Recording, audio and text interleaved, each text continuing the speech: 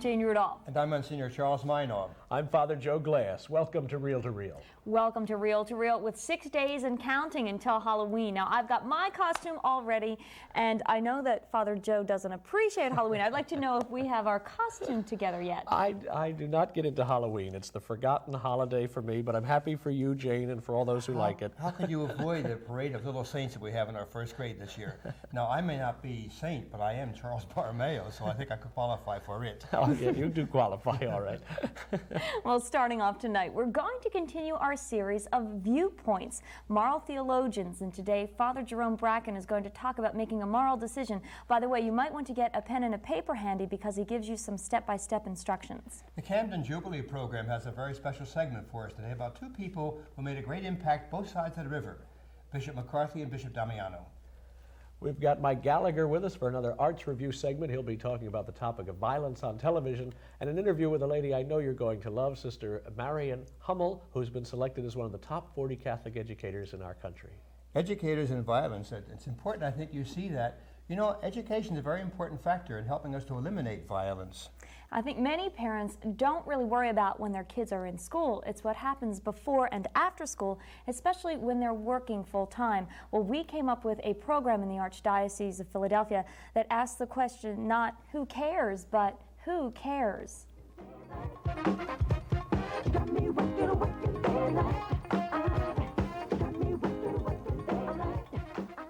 For many parents today, full-time employment is no longer the exception, but rather the rule. And a non-stop 9-to-5 work schedule poses an added worry for parents with school-aged children. Parents Mara Sisson and Leslie Moses echo the concerns of many working parents. As a working parent, my major concerns are, where is my daughter going to go after school? Who is going to watch her? And is she going to be safe? My major concern for my child is the fact that there's very little in terms of daycare offered throughout the city of Philadelphia.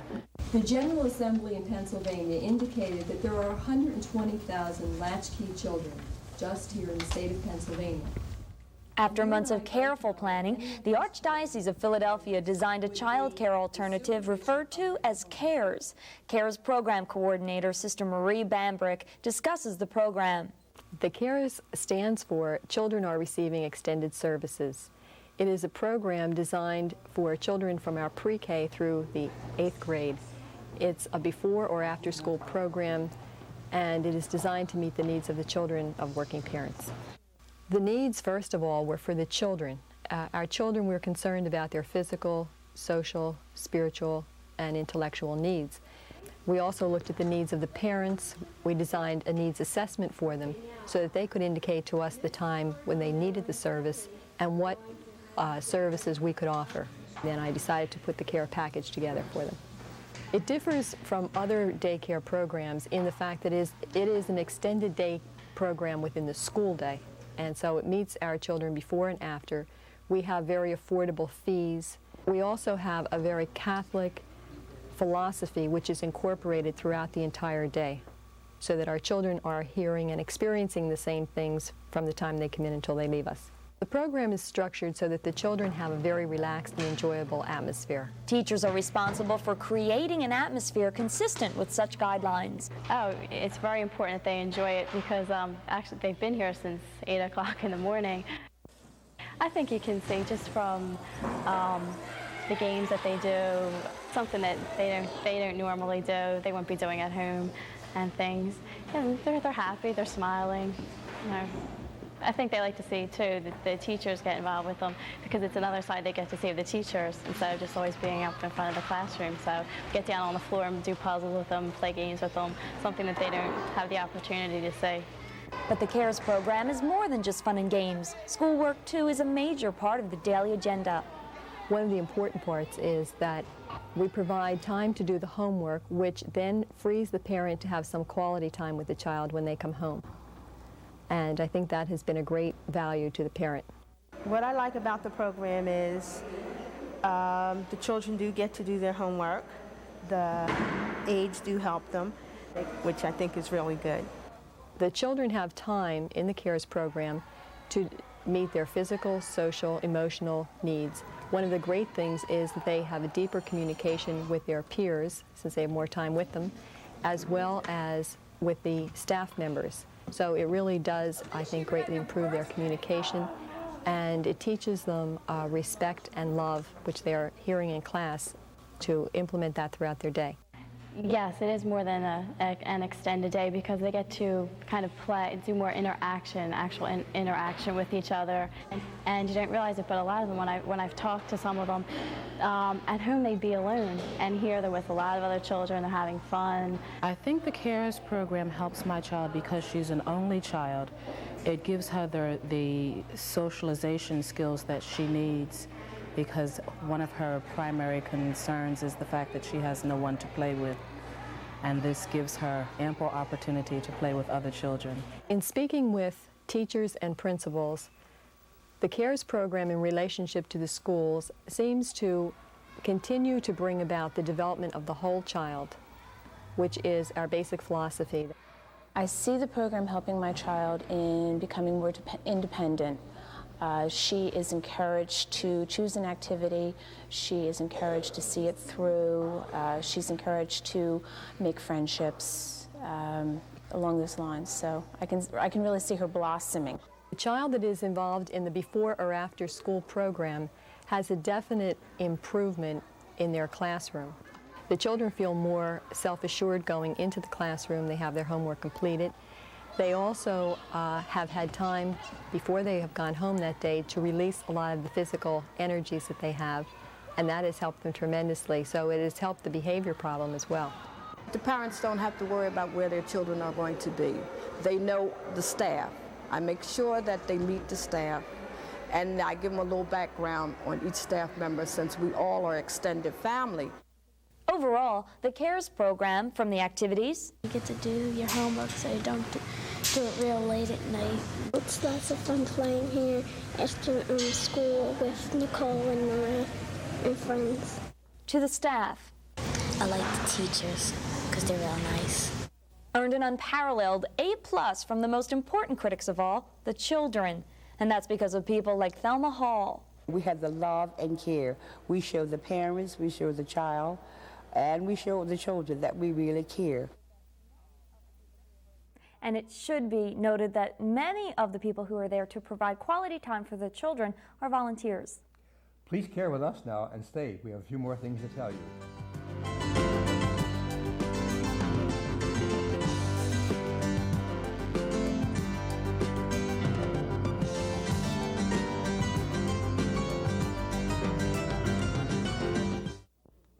Hello, I'm Monsignor Charles Minor.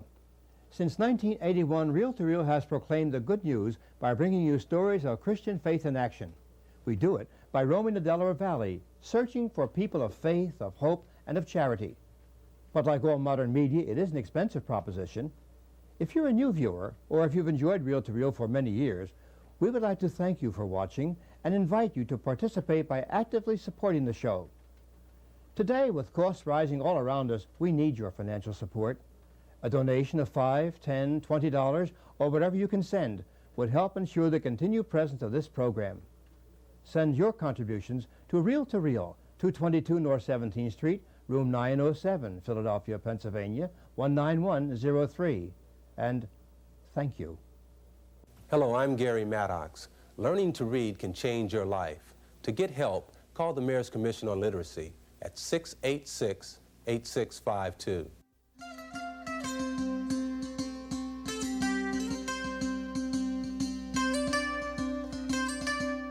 Well, if you've ever quoted the old expression, I don't mind school, it's just the principle of the thing, get ready to change your thinking. I've got a principle for you to meet that I think everyone can love. I'm happy to welcome to the set of Reel to Reel Sister Marian Hummel, who has recently been selected as one of the top 40 Catholic educators in the country. Sister, welcome to Reel, and congratulations on your award. And I see you've got it with you. Have you been carrying this everywhere you go, Sister?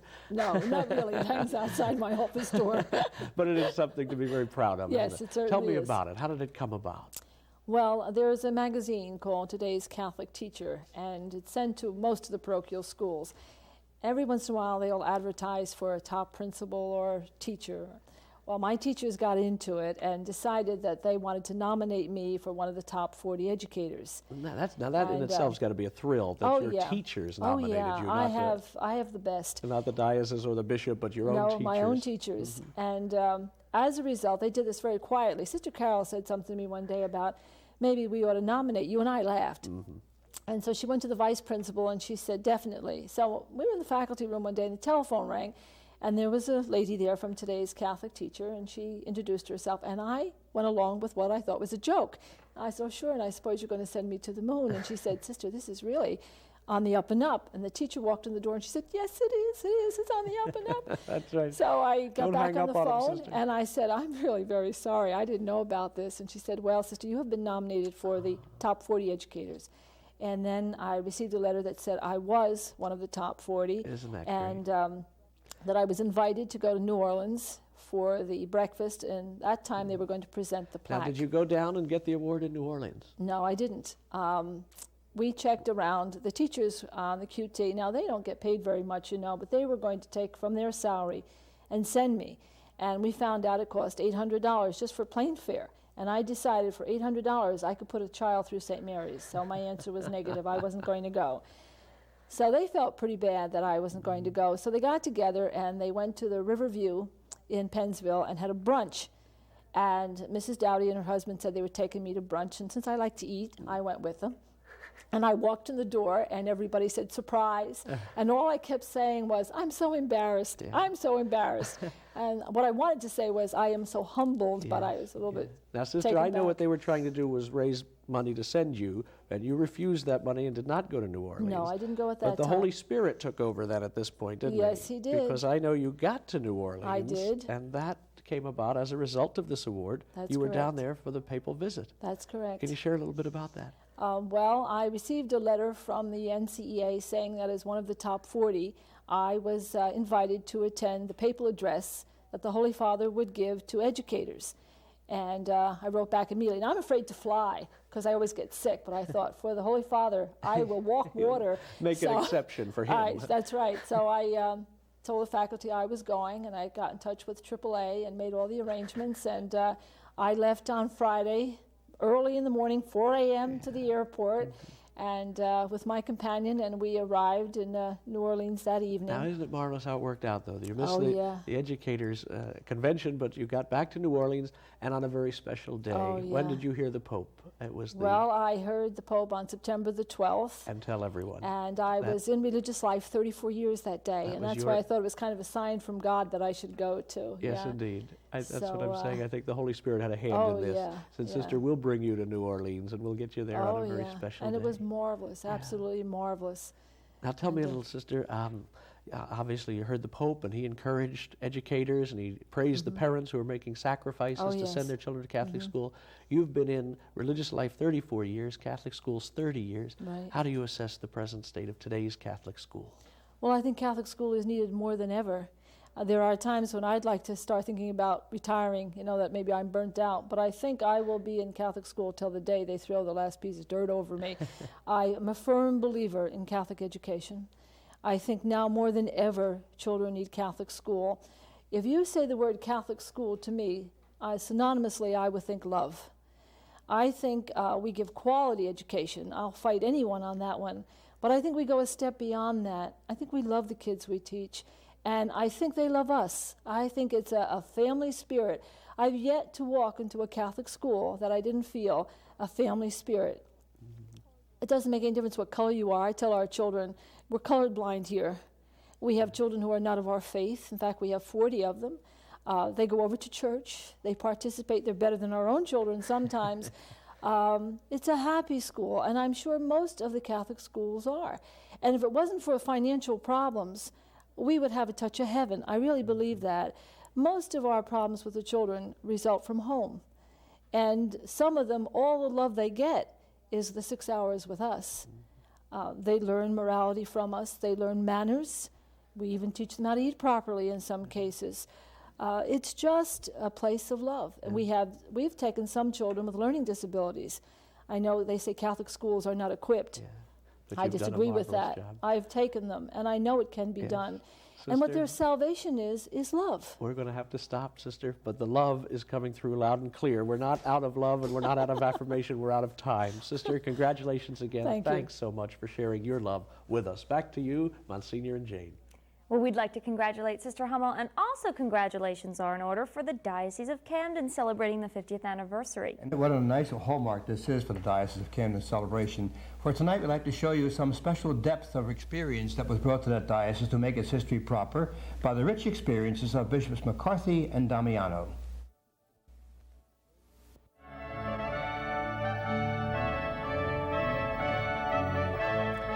During this past half-century, from 1937 to 1987, Camden has had 4 bishops, or ordinaries as the Church refers to them, and 1 auxiliary or assistant bishop. A few weeks ago, we looked at Camden's first and founding bishop, Bartholomew J. Eustace. The second bishop of Camden was already a member of the episcopacy when Pope Pius XII selected him to head the diocese in 1957. He was the Most Reverend Justin J. McCarthy, an auxiliary bishop of the Archdiocese of Newark. Bishop McCarthy's tenure in Camden was, sadly, a short one, lasting only 3 years. The diocesan school system saw much growth, however, under Bishop McCarthy, and so did the Confraternity of Christian Doctrine. During his few years in Camden, CCD classes enrolled 20,000 public school children, doubling the figure of only a few years before. Among other improvements was the renovation of the Cathedral of the Immaculate Conception in late 1957. Concerned, as was his predecessor Bishop Eustace, about the spiritual well-being of the growing numbers of Spanish-speaking in the diocese, Bishop McCarthy sent priests to Puerto Rico to study the language and customs. Death came to the second bishop of Camden at age 59 on December 26, 1959. He was succeeded on May 3, 1960, by Archbishop Celestine J. Damiano, who upon his appointment was serving in the Vatican Diplomatic Corps as apostolic delegate to South Africa. The third bishop of Camden instituted a major educational fund drive. The first task was the building of the new Camden Catholic High School in Cherry Hill in 1962, 2 years after an Easter Sunday fire had destroyed major parts of the original buildings adjacent to the cathedral in Camden. 2 other new high schools appeared, Paul VI in Haddon Township and Holy Spirit in Absecon, in addition to the construction of several grammar schools. 35 new parishes were established, followed quickly by new churches, rectories, and convents. Other notable achievements of Archbishop Damiano include the creation of the House of Charity and Camden's commitment of priests to staff mission parishes in Brazil. Complications following surgery took the life of Archbishop Damiano at age 55 on October 2, 1967. He was succeeded by the 4th Bishop of Camden, George H. Guilfoyle, on March 4, 1968. The Diocese of Camden during this past half-century has been most fortunate and blessed to have extraordinary men at the helm as spiritual shepherds during these 50 years. Their leadership, compassion, love, and holiness have been instrumental in the extraordinary growth and blessings enjoyed by the faithful of South Jersey. In this Golden Jubilee year, we thank God for them and for their work. All the Camden Diocese history we have been reviewing these past few weeks give us a wonderful insight into the men who are such personalities of bishops. But the growth of the diocese depends upon the rich experiences of those bishops. And you're going to learn more tonight on Reel to Reel, so stay with us. There's more to come.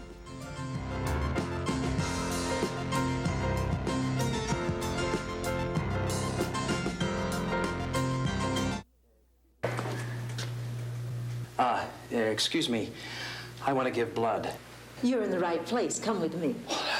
I heard about those people in the accident. I just want to help. Great. How are they doing anyway? Well, last we heard, they're going to be just fine. You know, it's a good thing you guys were there. No. It's a good thing you are here. Call the American Red Cross. Your neighbors need you.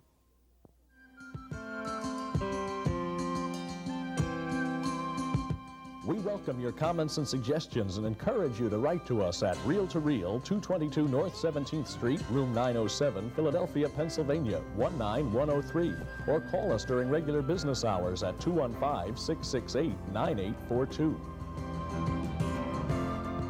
Mike Gallagher, he's burned up once again, this time on TV violence. And when Mike Gallagher gets burned up, I think we should all listen. He's very insightful, because now you see The battle and violence is between authority, TV, and life. Hello, I'm Mike Gallagher for Arts Review. Now, how many times have you heard it said about a movie or television show, there's no need to worry about what's in it because it's only entertainment? You've heard it much too much, I think. It's become one of those things that aren't true that nonetheless everybody knows. I take an experience I had at a Christmas party for CCD teachers at our parish. On such occasions, people usually talk about their children, and so I told someone I just met that I had 2 daughters, 9 and 12, and a son, 3. Oh, he said, I'll bet your girls are home watching Miami Vice. I know my children are. I smiled and demurred. But how do you stop them, he asked. Why, my son is so sophisticated, whenever I talk to him about watching it, he says, Dad, we don't take this kind of stuff seriously. We know it's not real. I was impressed with the kid's chutzpah, if not his wisdom. How old is he, I asked. He's 8, he answered. A bit shook up. Despite myself, I said, well, it is a pretty violent show. Yes, said my fellow CCD teacher, but what are you going to do? That's life. He was wrong, of course. It wasn't life, it was TV. But if enough people keep thinking that it is life, then pretty soon it may indeed become so. Herbert London, a dean at New York University, recently wrote about this theme in the New York Times. He had conducted extensive interviews with 24 high school students. One girl had this to say about Alexis and Dynasty. She is bad, like she's evil. She's vicious and bold and glamorous, and she's everything a woman could want to be. And listen to a boy classmate on J.R. I sort of admire the way he can just corrupt everybody and not even let it affect him. London calls for television writers and producers and executives to, quote, take greater note of the effect their dramas may have on the young, because what's at stake is the moral vitality of the nation. He's right about what's at stake, but I think he's wrong to appeal to the television industry. It's up to parents to reassert their authority over children and to propose values that vigorously contradict those of prime time. And it's up to the church to stop dithering around and to confront this issue and offer parents the guidance they need to carry out their responsibility. I'm Mike Gallagher for Arts Review. I agree that when Mike says the church should do something about this, but I couldn't agree more when you and I agree that you and I are the church. Which brings us to our final segment tonight, known as Viewpoint. Now, you might have remembered a few weeks ago we premiered Viewpoint, where we deal with moral issues. Well, tonight Father Jerome Bracken is going to talk about making that moral decision, and we learned that it is a step-by-step progression.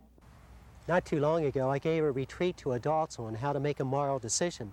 I told them if they did it the right way, they could be like Christ. Now, that might seem impossible, but actually Christ makes it possible, because he enlightens our minds and inflames our hearts to follow him. Our job is to take the right steps in doing so. I think we could say there are 4 of them. First, be aware, be intelligent, be reasonable, and be responsible. Let's just take a look at each of those steps. Be aware. Like any good reporter, we should know what's going on, who's involved, what's going on, where it is, and so on. But that's not enough. We also have to be aware of what's going on inside of ourselves, what we're thinking and what we're feeling, what our goals are. Yes, even what our conversation with God is like. But if we really want to be aware, we should also try to be aware about what other people are thinking and feeling. With that full awareness, we're ready to make our next step, and that's to be intelligent. You know, intelligent person, a person has many goals in his life, but what he's able to do is sort out what is more important and what is less important. But not only that, he's not content with just trying one way of reaching his goal. He wants to try many different ways or think about many different ways, and so he brainstorms for ideas. If he's really intelligent, though, he'll test them out. He'll try to imagine the best thing that would happen, try to imagine the worst thing would happen. Then he's ready to make that next step, which is to be reasonable. Now, being reasonable is following one's conscience, making a judgment. This is a good thing to do. This is a good thing to do. It's not a good thing to do. But if he wants to be really wise, he should also try to get some advice from someone else, especially a person who's in the same kind of desire as he is of following Christ. You can also rely upon the whole community of the church. For instance, in the area of family planning, the church recommends that One way that you can do this, of planning a family and expressing love for one's spouse, is natural family planning. Now, once you have these ideas in mind, once you've made your judgment, the next thing is to be responsible. Carry out your judgment. Not just any old way, figure out the right way of doing so. And also paying attention to the consequences of your acts, trying to maximize the good ones and trying to minimize the bad ones.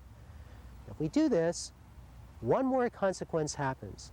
What happens to ourselves? We make ourselves like Christ. We do what is good, or what is better, or what is best. We make ourselves like the good Christ, the heroic Christ, yes, even the self-sacrificing friend that is Christ. It's hard, but it's simple. Be aware, be intelligent, be reasonable, be responsible. Well, you made the right decision tonight watching Reel to Reel, but now that Father Glass is here one more time, still no costume next week? No, I don't get into it. Keep Halloween. Not even a Saints Parade? That's nice. I like All Saints Day. Certainly no mischief. No mischief. No mischief. But next week you will have a chance to continue to learn about the Diocese of Camden. Just when you thought you knew everything, well, there's more to learn. And there's more to learn from Dr. Fitzgibbons, who will talk to us about communication and marriage, as well as Father Dan Murray will answer your questions on sacred scripture.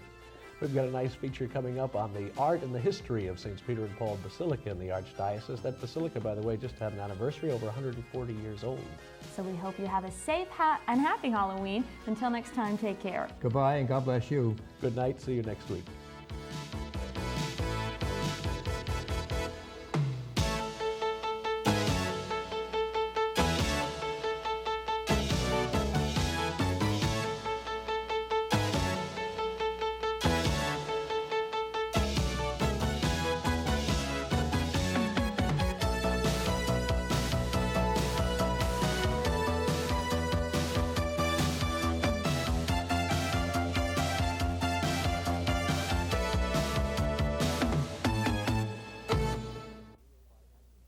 Travel arrangements for Reel to Reel by Atkinson and Mullen Travel of Media, PA. Phone area 215-565-7070.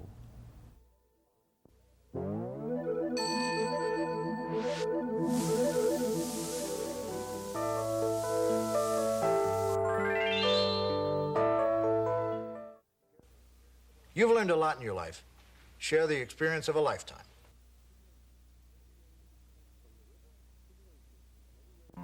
From the river to the ocean and everywhere in between, the Diocese of Trenton lives in its parishes, people, homes, and schools.